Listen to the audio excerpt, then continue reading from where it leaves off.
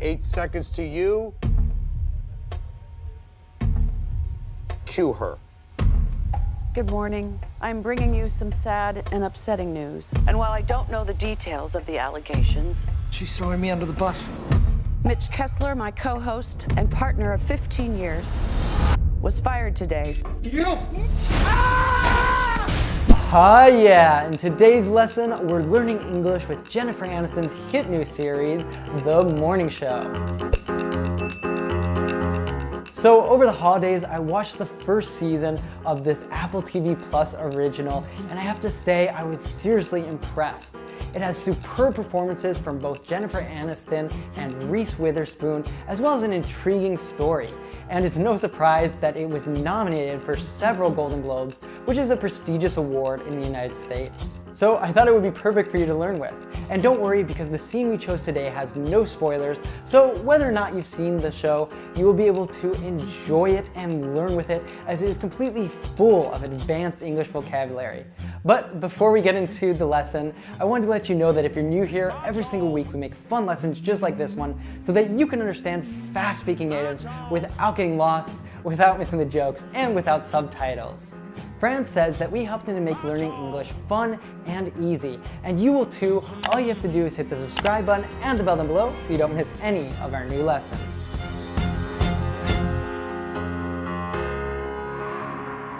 I don't feel I need to remind you that this network has been very good to you over the years. We have always shown you personal and professional respect. I never anticipated we would be met with such utter disrespect and insubordination in return. This network has every right to terminate you immediately. You have placed us in an impossible situation. You have embarrassed yourself. You have done something unforgivably selfish. And for what? To what end? I find myself wondering if we can even trust you with the privilege of being on air for the morning show. Are you done?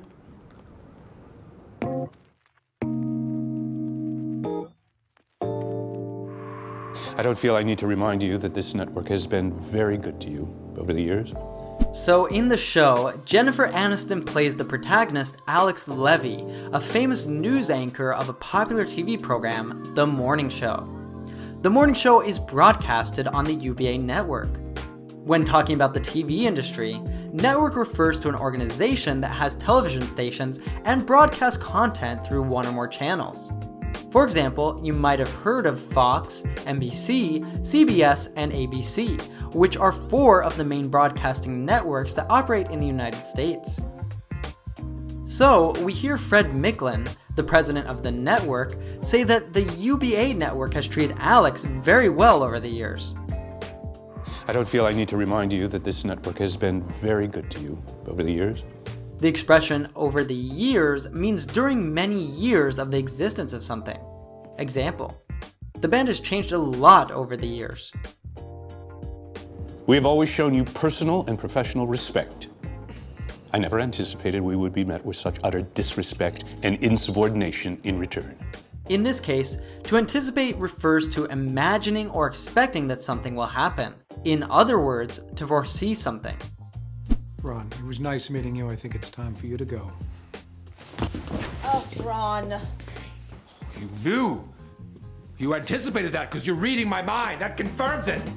As an adjective, utter is used to emphasize the intensity of a noun, similarly to how you can use the adjectives complete or extreme for the same effect. So you could say that an utter disrespect is a complete or total disrespect. What do you guys get out of here? Despite my complete and utter isolation, your gentleman's visit has actually made it worse. I never anticipated we would be met with such utter disrespect and insubordination in return. So Fred says he never expected they would see so much disrespect and insubordination coming from Alex in return. The noun insubordination means refusing to obey orders from people in authority. And if you do something in return for what someone else has done for you, you do it because they did that thing for you. Okay, listen. I'm gonna get you to that hospital or die trying. And if I succeed, I ask only one thing in return. Let me choose your child's middle name, because I have thought up the most awesome name of all time. What's another way to say in return?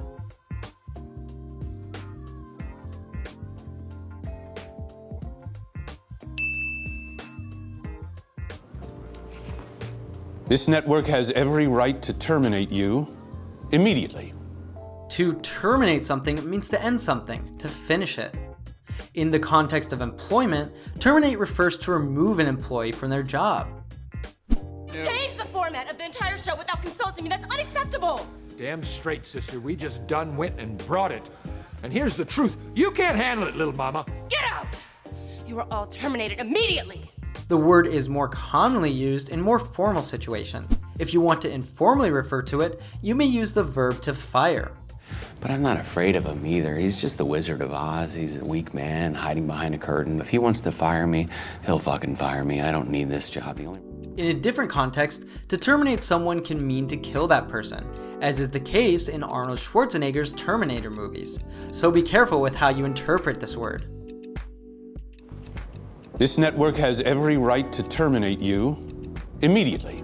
The phrase "to have every right to do something" refers to having the power to do something while still being completely legal or fair that you do it. Example: as your teacher, she has every right to decide if you're being disruptive and should leave the classroom. You have placed us in an impossible situation. He means that she has done something that has given them so many problems that it seems impossible to fix, and I highly recommend you watch the series to find out what it was. You have placed us in an impossible situation. You have embarrassed yourself. You have done something unforgivably selfish. The adverb unforgivably refers to being in a way that you cannot forgive. I'm wondering if we can even trust you with the privilege of being on air for the morning show. Are you done? The phrase, "are you done?" is used when asking a person if he or she has finished doing something. It may have an aggressive or rude undertone if used to interrupt somebody's speech, like Alex did here.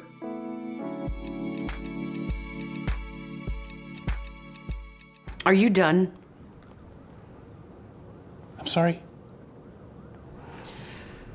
The part you guys never seem to realize is that you don't have the power anymore. The news division is held up by my show. And the only thing keeping us afloat is me. Because guess what? America loves me. And therefore, I own America. It seems pretty fucking simple, but so easy for you guys to forget. Are you actually trying to justify your actions? I'm not listening. I don't need to justify anything. You all are so convinced that you are the rightful owner of all of the power that it doesn't even occur to you that someone else could be in the driver's seat. And so we have to just gingerly step around your male egos in order to not burst this precious little bubble. Well, surprise! I'm bursting it.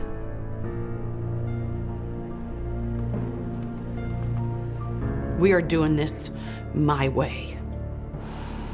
Because frankly, I've let you bozos handle this long enough.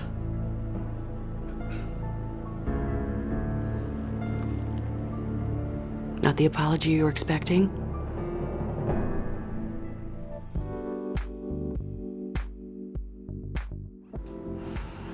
The news division is held up by my show. A division or a department, for example, is a part of an organization or company responsible for a specific area or type of work. So UBA has a news division, but it might also have a sports division and entertainment division, etc. To be held up, in this sense, is to not fall apart or become unsuccessful. So Alex means that without her show, the news division of UBA would fail. The news division is held up by my show. Can you pronounce this word correctly? Pay attention to how she pronounces the vowel sound in the last syllable. The news division Many learners will actually pronounce division, which is incorrect. Instead, you should simply make a schwa sound for the vowels in the last syllable. Division. The news division is held up by my show. This is a great example of why it is so important to trust your ears over your eyes when learning a non-phonetic language like English. Hey, do you want to use correct pronunciation when you speak English? Well, our Fluent with Friends course can help you a lot. Over this 48-week course, you will learn alongside the first 2 seasons of the TV series Friends starring Jennifer Aniston. Plus, you get 20+ page PDF power lessons, vocabulary memorization software, access to our Fluency Circle global community, and so much more. And the best part is, you can try it for free right now with our 3-part masterclass. All you have to do is click up here or down in the description below to learn more and sign up. And the only thing keeping us afloat is me. You probably know that if something floats, it does not sink or fall below water like a boat. Afloat is simply the adjective form of float.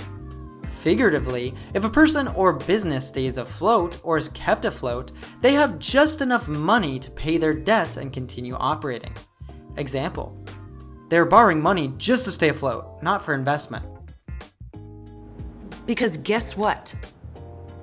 America loves me. Guess what is an informal expression used before you give someone very good news or tell them something that they will be excited or very surprised about. Guess what? Hey. I just got promoted. What? You did? In this scene, we see a more figurative use of the verb own. America loves me. And therefore, I own America. She says it as if she owned America. By this, she means she has power or influence over it. You all are so convinced that you are the rightful owner of all of the power that it doesn't even occur to you that someone else could be in the driver's seat. If you are the rightful owner of something, you are the legitimate or true owner of something. This adjective is more commonly used in situations where there's a dispute for something, and different people are claiming the same title or object. In the TV series Game of Thrones, many characters fight to be the king or queen of the 7 kingdoms, and Daenerys Targaryen in the 4th season is considered by many to be the rightful queen because of her royal lineage. You all are so convinced that you are the rightful owner of all of the power that it doesn't even occur to you that someone else could be in the driver's seat. If you say that something occurs to you, you suddenly and unexpectedly think of something. You know, I've been thinking a lot about gratitude lately. And today, during my morning meditation, an interesting thought occurred to me, and I think it might apply to you too. How's that? Gratitude can be forgiveness. Which of these phrases have the same meaning to occur to me?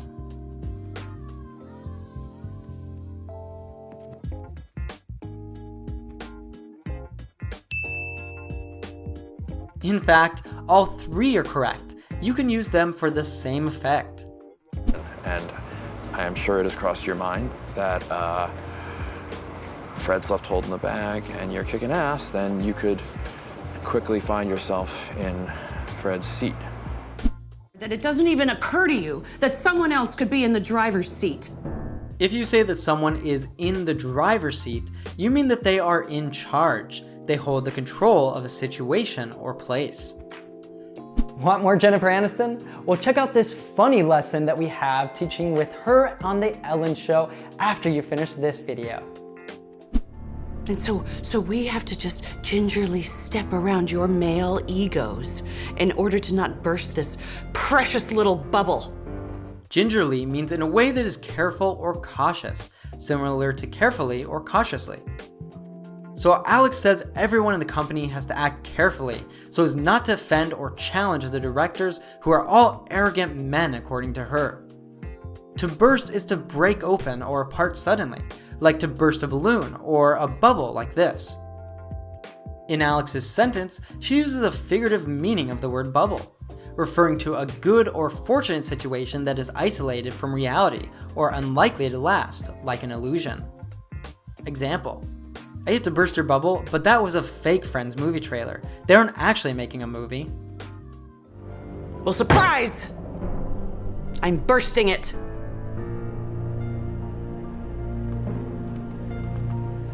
We are doing this my way.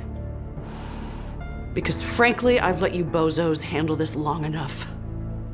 A bozo is a stupid person, or that behaves like a fool and does not care about others. This word is often used as a non-vulgar insult, as Alex did here.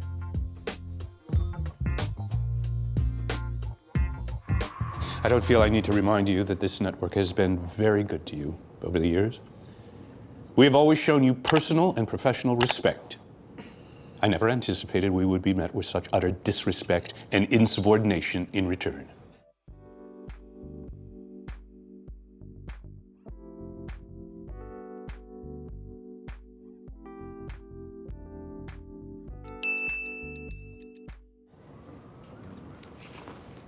This network has every right to terminate you immediately. You have placed us in an impossible situation. You have embarrassed yourself. You have done something unforgivably selfish. And for what? To what end? I find myself wondering if we can even trust you with the privilege of being on air for the morning show. Are you done? I'm sorry? The part you guys never seem to realize is that you don't have the power anymore. The news division is held up by my show. And the only thing keeping us afloat is me.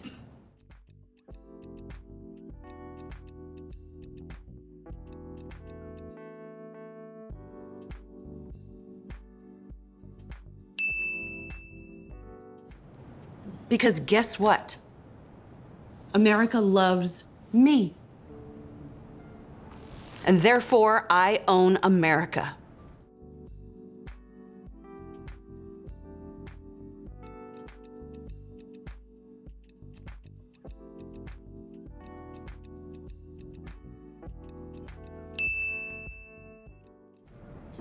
It seems pretty fucking simple, but so easy for you guys to forget. Are you actually trying to justify your actions? I'm not listening. I don't need to justify anything. You all are so convinced that you are the rightful owner of all of the power that it doesn't even occur to you that someone else could be in the driver's seat.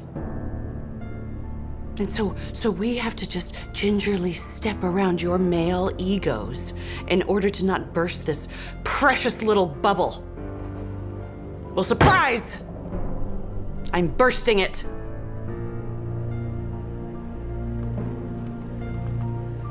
We are doing this my way. Because frankly, I've let you bozos handle this long enough.